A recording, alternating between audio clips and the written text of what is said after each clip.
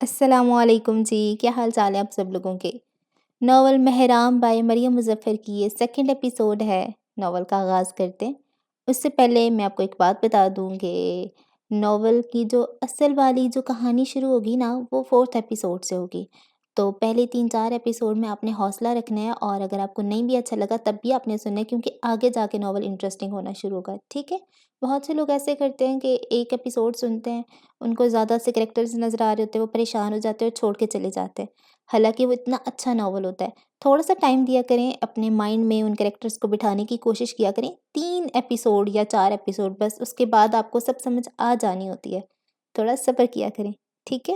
Novel کا آغاز کرتے ہیں۔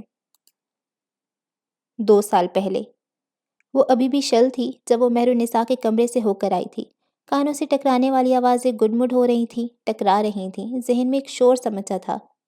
مجھے نہیں پرواہ مہرام تم کیا سوچتی ہو، تم میری بیٹی ہو، you have to be perfect. سیدھی طرح سے بیٹھو مہر، جب میں اجازت دوں مہر تب بولنا۔ بچپن سے لے کر اب تک اس نے اپنی ماں سے نہ جانے کیا کیا سنا تھا، کیا کیا سمجھا تھا، کیا کیا سیکھا تھا۔ اس کا اگر کوئی سدباب نکلا تھا تو یہ کہ اس کی شخصیت مسخ ہو کر رہ گئی تھی۔ مہرام کیا چاہتی ہے، کیا سوچتی ہے، قرۃ العین کے نزدیک وہ معنی نہیں رکھتا تھا، اور بقول مہرام وہ کیا چاہتی ہے، کیا سوچتی ہے، یہ کسی کے لیے اہم نہیں تھا۔ مہرام کسی کے لیے اہم نہیں تھی۔ قدم قدم اٹھا کے وہ اپنے کمرے میں تو آ گئی تھی، مگر اس کا ذہن ابھی بھی ان آوازوں سے لڑ رہا تھا۔ تم میری بیٹی ہو، خاموش مہر، میری اجازت۔ ایک کے ساتھ ایک آواز ٹکرا رہی تھی، یوں جیسے ساتھ والی کو ہرا کر آگے آنا چاہے اور سہنے والے کو مزید اذیت دے۔ وہ اسی شل کیفیت میں بالکنی تک آئی، وہی سفید رنگ میں ڈھکی بغیر فرنیچر کے، اور ایک واحد ساتھی وہ ہینگنگ پلانٹ۔ جو میں چاہتی ہوں وہ ہوگا، اجازت، میری بیٹی۔ ریلنگ تک پہنچ کے مہرام نے اس پر ہاتھ رکھا اور آرام آرام سے نیچے بیٹھتی ہوئی وہ اچانک ذہن پہ دھپ ہو گئی، جیسے ٹانگوں سے جان نکل گئی ہو۔ پتہ ہی نہیں چلا کب اس بت کی آنکھوں میں سے ایک آنسو گرا، پھر دوسرا، پھر تیسرا، اور اس کے بعد وہ گنتی بھول گئی۔ وہ بغیر آواز کے گردن جھکائے روئی جا رہی تھی۔ آنسو سفید ماربل پہ ٹپ ٹپ گر رہے تھے۔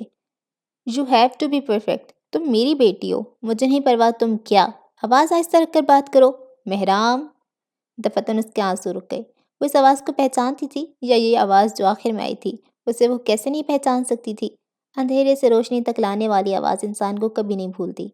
مہرام نے ایک جھٹکے سے گردن موڑ کر پیچھے دیکھا۔ چہرہ ابھی بھی گیلا تھا، مگر حیرت انگیز طور پہ وہاں کوئی نہیں تھا۔ مہرام کو گھبراہٹ ہوئی اور تھوڑا عجیب بھی لگا۔ اسے یقین تھا اس نے احمد کی آواز سنی تھی، مگر یہاں تو کوئی نہیں تھا۔ اس سے پہلے کہ وہ اس معاملے پہ زیادہ سوچتی، اندر کمرے میں موجود اس کا فون بجنے لگا۔ وہ بھاگتے ہوئے اس کے پاس گئی، چہرہ صاف کیا اور فون ان لاک کیا۔ اس پر ایک میسج آیا تھا، احمد کا میسج۔ اسے مزید حیرانگی ہونے لگی، مگر میسج کھولنے کے بعد اس کی آنکھیں پھٹی کی پھٹی رہ گئیں۔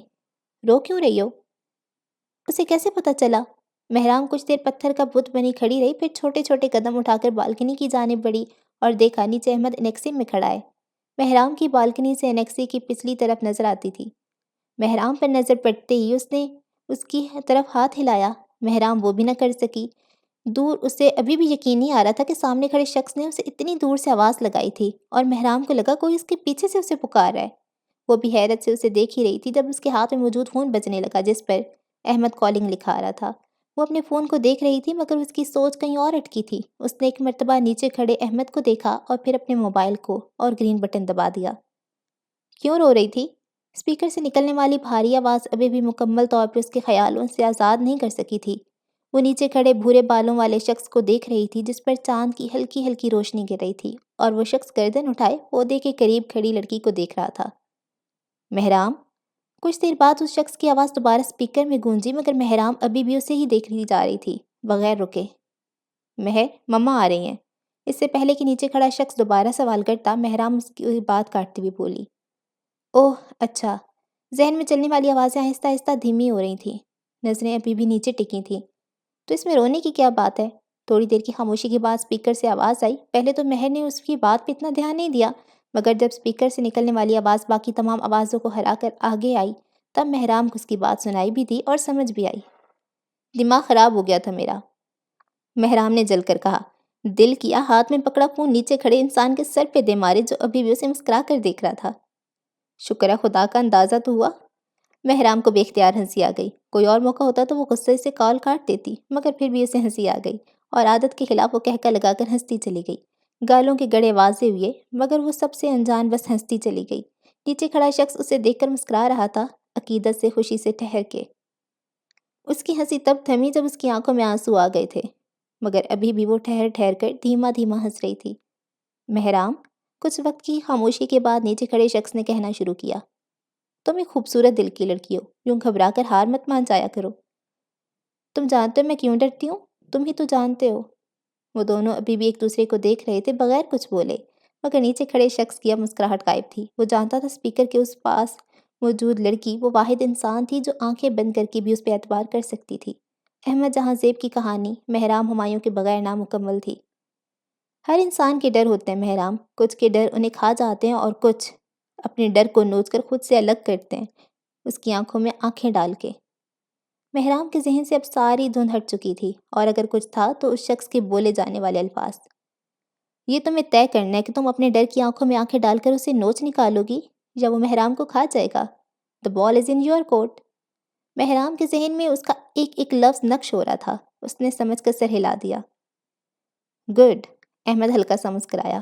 اب اٹھو جا کر سو اور رونا مت اب، بے وقوف لڑکی۔ مہرام ہلکا سا ہنسی اور کال کاٹتی، مگر اندر جانے سے پہلے اس نے نیچے مڑ کر دیکھا۔ وہ شخص ابھی بھی اسے دیکھ رہا تھا۔ کبھی کبھار مہرام سوچتی تھی کہ جہاں اسے اتنے رشتے چھن گئے، اس کے بدلے میں اسے ایک یہی رشتہ کیوں ملا؟ شاید وقت نے اس سوال کا جواب 2 سال بعد کے لیے رکھا تھا۔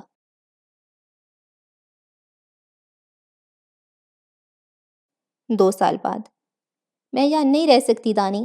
کچھ دیر پہلے مہرام مہرالنساء کو گھر کے پچھلے طرف بنے لان میں لائی تھی۔ وہ لان چیئر پہ بیٹھی سامنے ویل چیئر پہ موجود مہرالنساء کو چائے بنا کر دے رہی تھی۔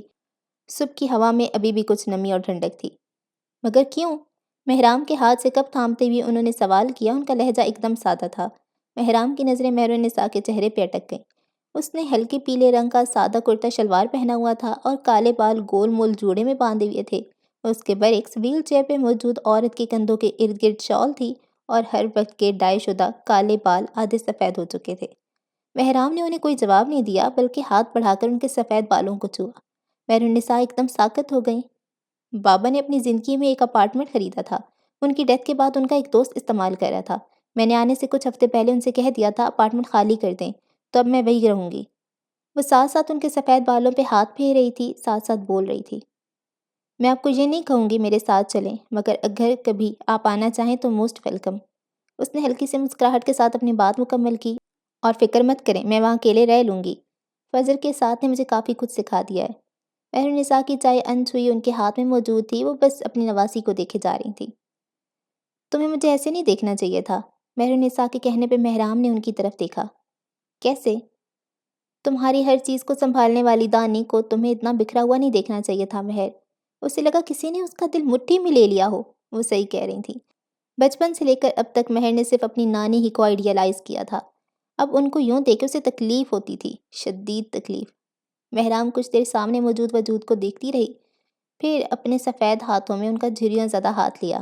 مہرام کے برے وقت میں مہرالنساء اس کے ساتھ کھڑی رہی، کیا اب مہرالنساء کے برے وقت میں مہرام انہیں چھوڑ کر چلی جائے؟ کافی دیر سے روکے گئے آنسو کی کسی آبشار کی طرح مہرالنساء کے چہرے پہ بہنے لگے۔ انہوں نے آگے بڑھ کر مہرام کو سینے سے لگا لیا۔ ان کے آنسو اس کا کندھا گیلا کر رہے تھے، مگر کچھ آنسو انمول ہوتے ہیں، ان کا بہہ جانا دل ہلکا کر دیتا ہے۔ ڈرامے تو دیکھو۔ ان دونوں سے بہت دور اندر لاؤنج میں کھڑی زباب نے پیچھے بیٹھے یوشے سے کہا، جو پین کیکس پر بڑے دھیان سے سیرپ ڈال رہا تھا۔ زباب نے ابھی بھی بلو کلر کا سلک کا نائٹ گاؤن پہنا ہوا تھا، گولڈن بال میں کرلز لگے تھے اور ایک ہاتھ میں اورنج جوس کا گلاس۔ لاؤنج کی بیک سائڈ پر موجود دروازہ لان کی طرف کھلتا تھا، مگر لاؤنج میں کھڑا شخص صرف باہر بیٹھے لوگوں کو دیکھ سکتا تھا، سن نہیں سکتا تھا، وہ بہت دور ہوتے تھے۔ کس کے؟ یوشے نے اپنا ناشتے کا بڑا سا نوالہ لیا اور اسے چباتے ہوئے سوال کیا۔ ان نانی نواسی کے اور کس کے؟ زباب نے پیچھے بیٹھے یوشے کے سر پہ ہلکی سی چپت لگائی۔ ایک تو بیٹھے بھی اتنے دور ہیں، کچھ سن نہیں سکتے۔ زباب نے اپنی گلاس سے ایک سپ لیا۔ آپ کو کیا ہے آپی، آگ لگے بستی میں، ہم اپنی مستی میں۔ زباب نے ایک شکوہ کناں نظر اپنی ٹین ایجر بھائی پر ڈالی جو کھانے کے ساتھ مکمل انصاف کر رہا تھا، اور دائیں سے بائیں سر ہلایا۔ اسی وجہ سے ابا نے تمہیں اپنی جائیداد میں سے ایک ڈھیلا بھی نہیں دیا۔ زباب نے ایک آخری نظر باہر ڈالی اور ساتھ سیڑھیوں کی جانب بڑھ گئی، جبکہ یوشے اپنی بات پر مکمل اترا رہا تھا۔ آگ لگے بستی میں، ہم اپنی مستی میں۔ اور ناشتے کے ساتھ World War III میں مشغول تھا۔ شیشہ کی دوسری جانب وہ تاروں اور جالیوں میں لپٹے نفوس کو دیکھ رہی تھی۔ اس نے ہمیشہ اپنی ماں کو ٹپ ٹاپ فیصلہ سناتے فریش روپ میں دیکھا تھا۔ آج وہ انہیں یوں خاموش ہاسپٹل کے وارڈ میں لیٹی ہوئی دیکھ رہی تھی۔ ان کے سر اور بدن کے ساتھ مختلف اقسام کی مشینری جڑی ہوئی تھی۔ وہ کمرے کے اندر نہیں گئی، بس باہر کھڑے اندر لیٹی قرۃ العین کو دیکھ رہی تھی۔ 3 ماہ پہلے کراچی سے اسلام آباد آتے وقت ان کی کار کا ایکسیڈنٹ ہو گیا۔ تب سے وہ کوما میں تھی۔ مہرام کو لگا تھا ان کو اس حالت میں دیکھ کر وہ بہت روئے گی، کچھ بھی ہو جائے تو وہ اس کی ماں، مگر اس کی سوچوں کے خلاف اس کی آنکھیں سوکھی ہوئی تھیں۔ بغیر تاثر کے وہ شیشے کے پار دیکھ رہی تھی۔ اس نے صبح والا ہی لباس پہنا تھا، بس فرق یہ تھا کہ دوپٹے کو مفلر کی طرح گلے میں لپیٹا ہوا تھا کہ ایک کونا آگے کی طرف لٹک رہا تھا اور دوسرے کمرے کے پیچھے جھول رہا تھا۔ اس کی آنکھوں کے سامنے سے ایک منظر گزرا۔ 2 سال پہلے دوپہر کا وقت تھا۔ ڈائننگ ہال میں چھری کانٹے کے ٹکرانے کے علاوہ اور کوئی آواز نہیں تھی۔ قرۃ العین کی فلائٹ صبح 5 بجے ہی لینڈ ہو گئی تھی، مگر اس کی ملاقات ابھی دوپہر کے کھانے پر ہوئی تھی۔ ممی، قرۃ العین نے اپنی دائیں جانب موجود مہر النساء کو پکارا۔ وہ لوگ یوں بیٹھے تھے کہ مہرام کا چہرہ دروازے کی طرف تھا اور قرۃ العین کا اس کے سامنے، جبکہ مہر النساء سربراہی کرسی پر موجود تھیں۔ بولو، مہر کو پاکستان میں یہ کتنے دن ہو گئے ہیں؟ اپنا ذکر سن کر مہرام کی پلیٹ میں چلاتے ہاتھ رک گئی۔ اس نے بے اختیار مہر النساء کی جانب دیکھا۔ اگر میں نے غلطی سے اس کو آپ کے پاس آ کر رہنے کی اجازت دے دی ہے تو ایٹ لیسٹ کوئی ڈھنگ تو سکھا دے اسے۔ میری تو کبھی سنی نہیں اس نے۔ اونچا یا چیخ کے نہیں بولتی تھی، لیکن ان کے لہجے میں ایسی کاٹ ہوتی تھی جو مہرام کو ہمیشہ کمزور کر دیتی تھی۔ مہرام بچے، آپ کمرے میں جاؤ، مہر النساء نے اس سے کہا۔ کیا مطلب کمرے میں جائے؟ یہیں بیٹھو۔ مہرام جو بھی تھوڑی سی اٹھی ہی تھی، ڈر کے فوراً بیٹھ گئی۔ اس کا دل بری طرح دھڑک رہا تھا۔ آدھا دن ہو گیا اور تمہیں دیکھ کر ابھی بھی ایسا لگتا ہے جیسے تم سو کے اٹھی ہو۔ یہ کیا ہولیا ہے تمہارا؟ مہرام نے کوئی جواب نہیں دیا، بس چہرہ جھکائے اپنی چھوٹی انگلی میں موجود رنگ کو گھماتی رہی۔ بچپن سے کی گئی تذلیل سب سامنے آ رہی تھی۔ کب اسے یوں نہیں ٹوکا گیا۔ اس کی برتھ ڈیز پر، عید پر، فیملی گیدرنگ پر، پبلک میں، مہرام کے دل میں ایک ڈر سا بیٹھ گیا تھا کہ وہ کبھی اپنی ماں کو مطمئن نہیں کر سکے گی۔ منظر تحلیل ہو گیا۔ پیلے جوڑے میں کھڑی لڑکی کا چہرہ بے تاثر تھا۔ آس پاس سے گزرتے کہیں لوگوں نے اسے مڑ مڑ کر دیکھا تھا۔ کچھ نے شاید سوال بھی کیا تھا، مگر وہ سب سے انجان کوریڈور میں کھڑی اندر لیٹی اپنی ماں کو دیکھ رہی تھی۔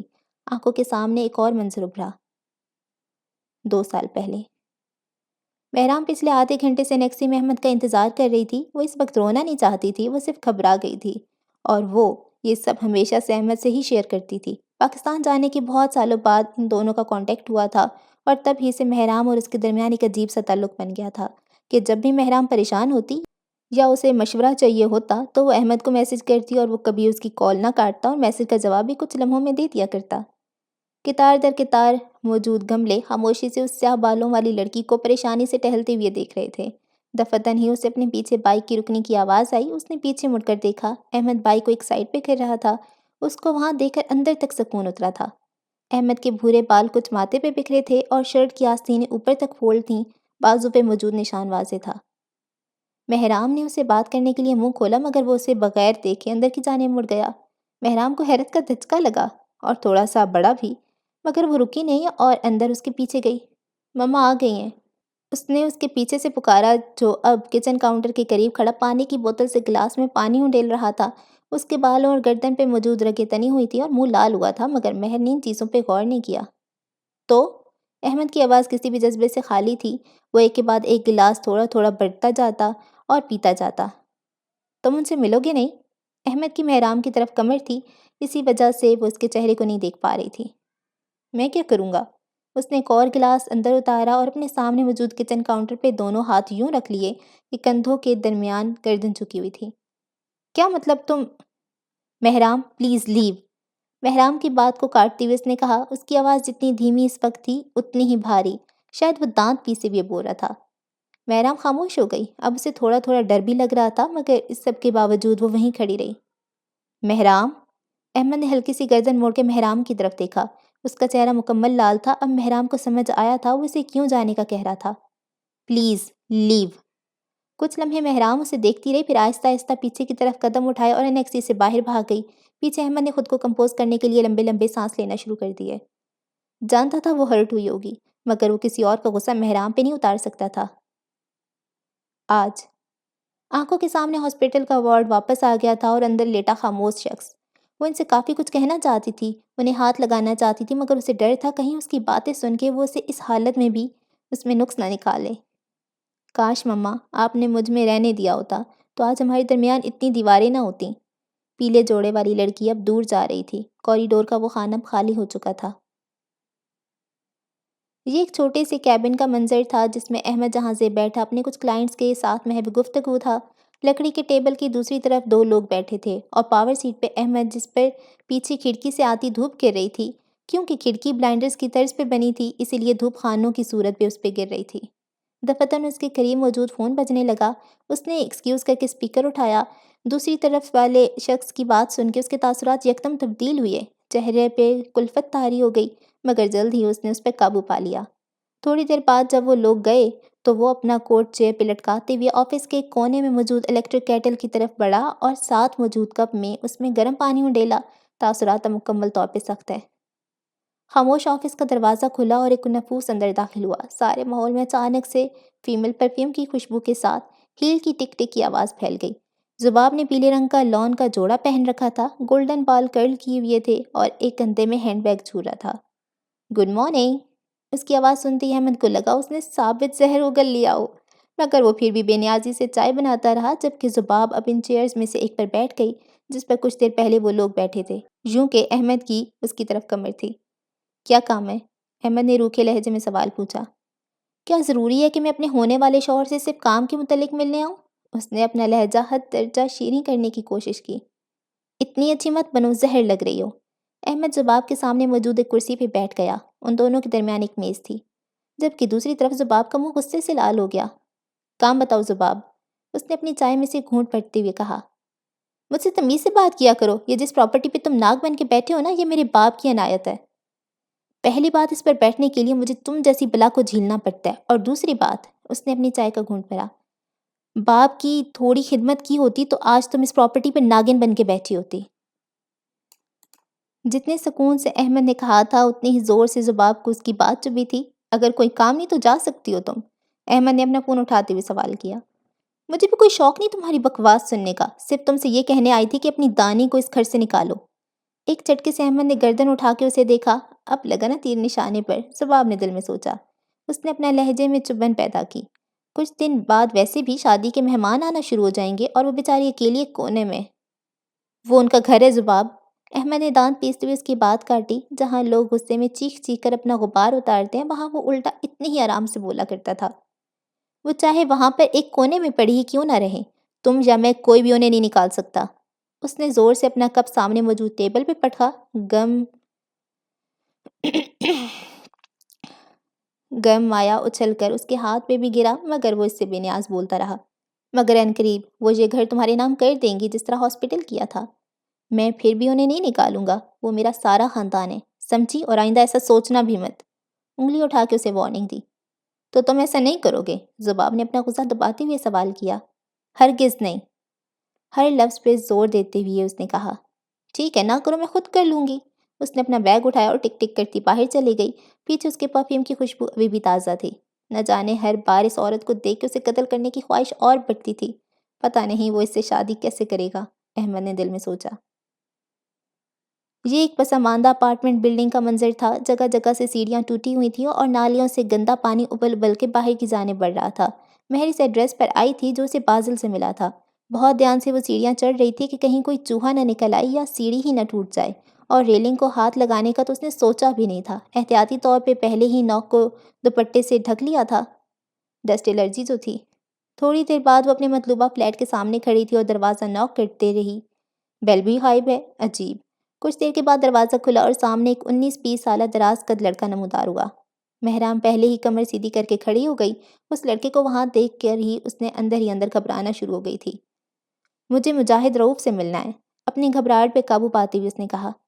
مجاہد سے کیوں؟ مجھ سے مل لو، سامنے موجود لڑکے نے خبیث مسکراہٹ اچھالتے ہوئے کہا۔ گھر میں اگر کوئی عورت ہے تو اسے بلا دیں۔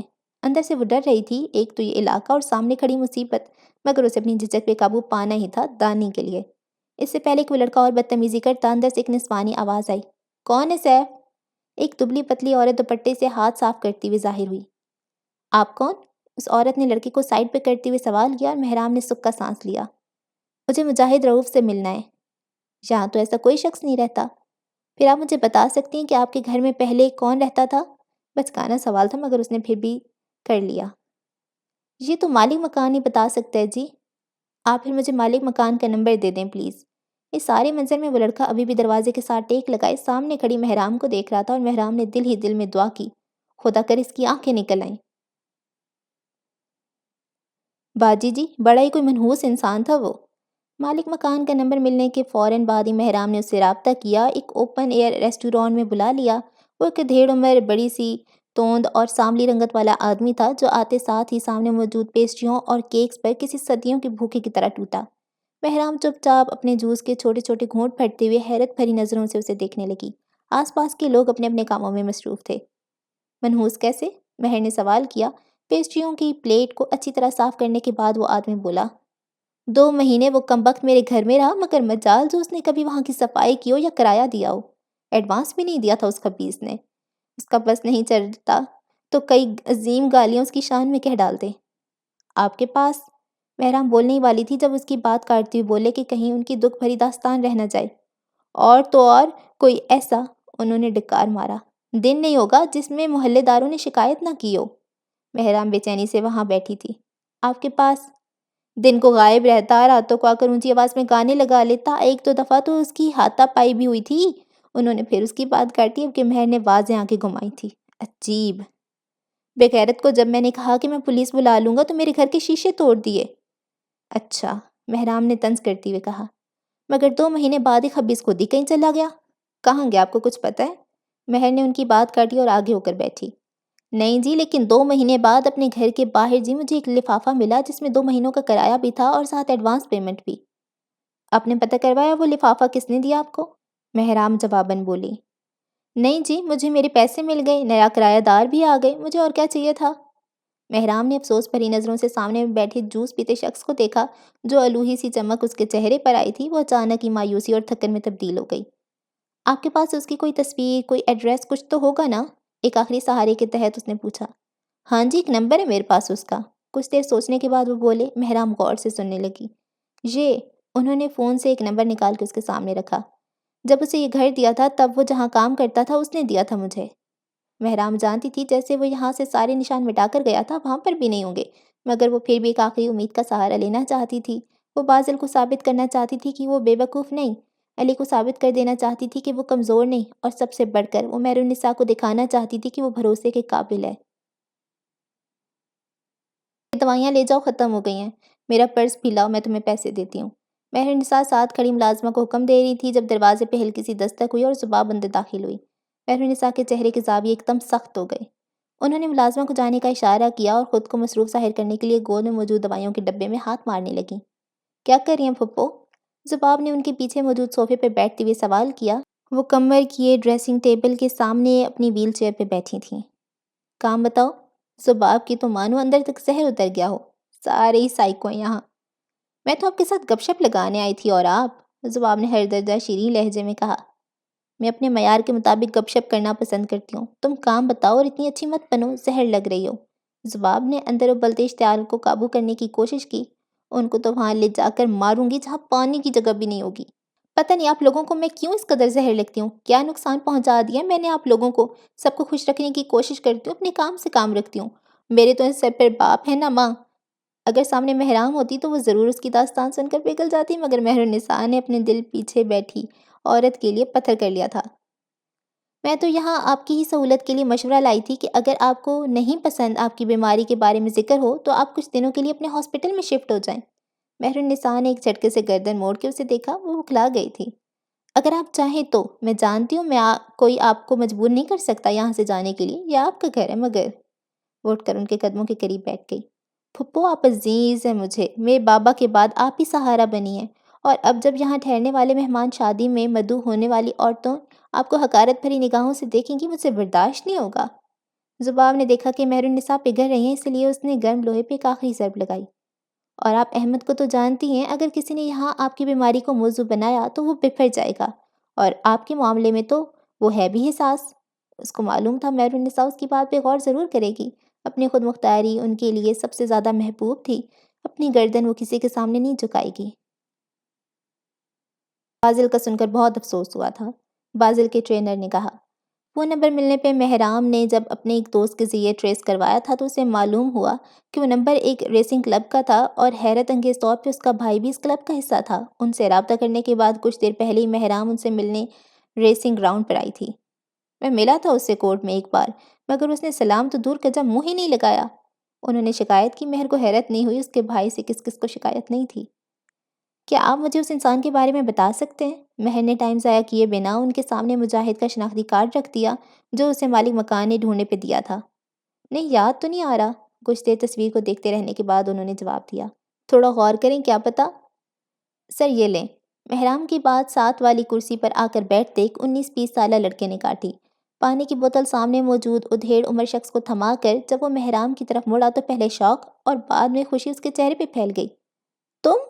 سیف نے خوشی اور جوش کے ملے جلے تاثر سے کہا۔ مہرام تو یہ بھی نہ کر سکی، اسے لگا تھا یہ مصیبت صرف اس اپارٹمنٹ تک ہی محدود ہوگی، مگر یہ تو یہاں بھی ٹپک پڑی تھی۔ اللہ جی، آپ نے اس کی آنکھیں کیوں نہیں نکالی؟ جب سامنے موجود کالے بالوں والے لڑکے نے اسے اوپر سے نیچے تک ایک مرتبہ دیکھ کر طنزیہ مسکراہٹ اچھالی تو مہر کا دل کیا وہ یہاں سے غائب ہو جائے۔ ابھی تک اپنے بچھڑے ہوئے عاشق کو ڈھونڈ رہی ہو؟ مہرام نے شدت سے ہونٹوں کو آپس میں پیوست کیا اور مٹھی کو دبایا۔ اندر موجود شناختی کارڈ بھی ساتھ ہی دب گیا۔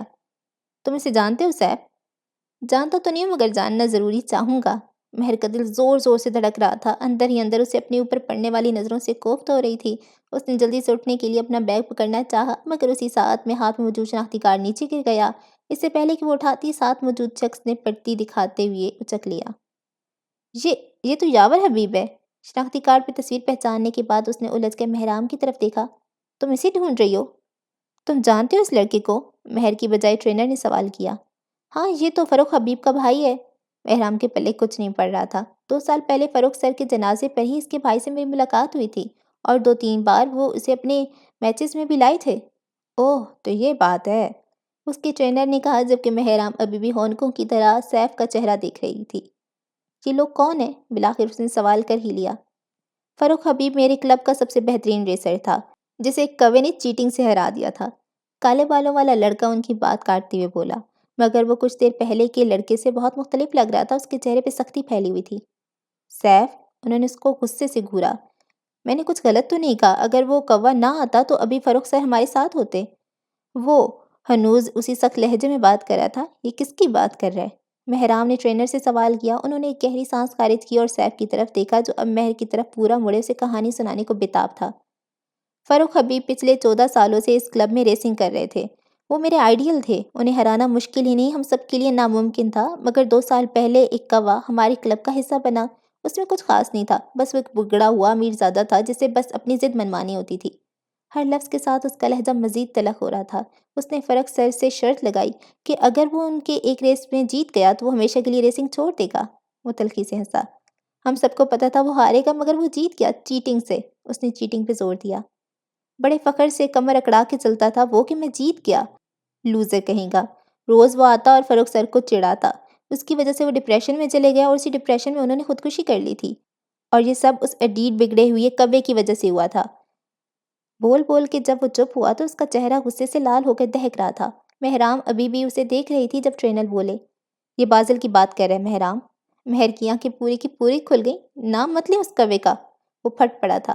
تم اسے کوہ اس لیے کہہ رہے ہو کیونکہ اس کا رنگ سانولا ہے؟ مہر کو اپنی آواز کھائی سے آتی محسوس ہوئی۔ ہاں تو 1 منٹ، تمہیں کیسے پتہ چلا؟ کیونکہ وہ کوہ میرا بھائی ہے۔ مہرام غصے سے اس کی بات کاٹتی ہوئے بولی۔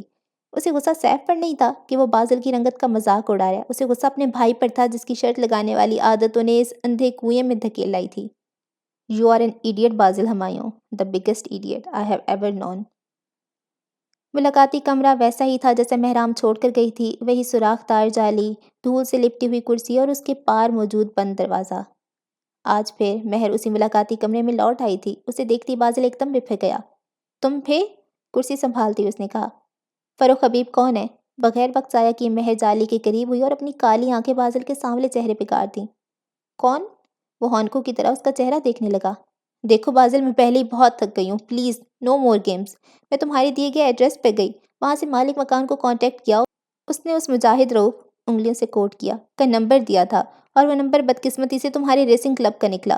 وہاں جانے پر مجھے پتہ چلا کہ اس مجاہد رؤوف کا اصل نام یاور حبیب ہے اور وہ تمہاری کسی پرانی شرط کا گھٹیا رزلٹ ہے۔ اس نے آخری لفظ نہایت ضبط اور غصے کے ساتھ ادا کیے تھے۔ بازل کی بات پیش بات شرط لگانے والی عادت اسے ہمیشہ سے چڑ تھی۔ کیا تم اپنی بکواس بند کر سکتی ہو؟ بازل نے اپنی بھوری آنکھوں کو مصنوعی طور پر پھیلاتے ہوئے کہا۔ میں نے تم سے ایک کام کہا تھا کہ علی کو میرا پیغام دے دو، وہ بھی تم سے نہیں ہوا۔ منہ اٹھا کر میری ریسنگ کلب میں چلی گئی۔ مہر کو لگا کسی نے اس کے چہرے پہ زوردار تھپڑ مار دیا، پورے دن کی بھاگ دوڑ اور آخر میں یہ صلہ۔ میں نے تمہیں پہلے بھی کہا تھا اور اب ہاتھ جوڑ کر بولوں گا کہ دور رہو میرے معاملے سے۔ اس نے باقاعدہ ہاتھ جوڑے۔ تم جیسی بیوقوف لڑکی کی مجھے کوئی ضرورت نہیں۔ جب میں کہوں پرفیکٹ بنو، خاموش، بالکل چپ۔ ذہن کے پردے پہ پھر آوازیں ابھر کر آ رہی تھیں۔ اسے بازل کی آواز خود سے دور ہوتی ہوئی محسوس ہوئی اور اپنی ماں کی آواز کو کانوں میں گونجتے ہوئے پایا۔ سیدھی طرح بیٹھو، تم میری بیٹی ہو۔ اسے اب سے بازل کے ہونٹ ہلتے ہوئے محسوس ہو رہے تھے۔ آس پاس کی ساری آوازیں بند ہو گئی تھیں۔ اس کا سانس اکھڑ رہا تھا، گلے میں آنسوؤں کا گولا سٹکا تھا۔ کسی کو پرواہ نہیں مہر بی بی، آپ کیا سوچتی ہیں؟ فور گاڈ سیک، اٹھ جائیں یہاں سے۔ بازل کے ہاتھ ابھی بھی جڑے ہوئے تھے مگر مہر کو ان کی پرواہ نہیں تھی۔ بازل کے الفاظ ویسے ہی سیسا کی طرح پگھل کر مہر کے کانوں میں اتر رہے تھے۔ ایک جھٹکے سے وہ اٹھی اور ملاقاتی کمرے کو چھوڑ کر باہر کی طرف دوڑی۔ اسے لگ رہا تھا وہ ان سب آوازوں سے دور بھاگ جائے گی، مگر وہ جتنا تیز دوڑتی اتنی وہ آوازیں اونچی ایک دوسرے میں حل ہو جاتی۔ بے وقوف، کم عقل، نہیں پرواہ، غیر اہم۔ نہ جانے کتنے لوگوں سے وہ ٹکرائی، کچھ اس پر ہنسے، کچھ نے گردنیں موڑ کے اسے دیکھا، مگر وہ بھاگ رہی تھی اس زہر بھرے اندھیرے سے دور سایہ کر دینے والی روشنی کی طرف۔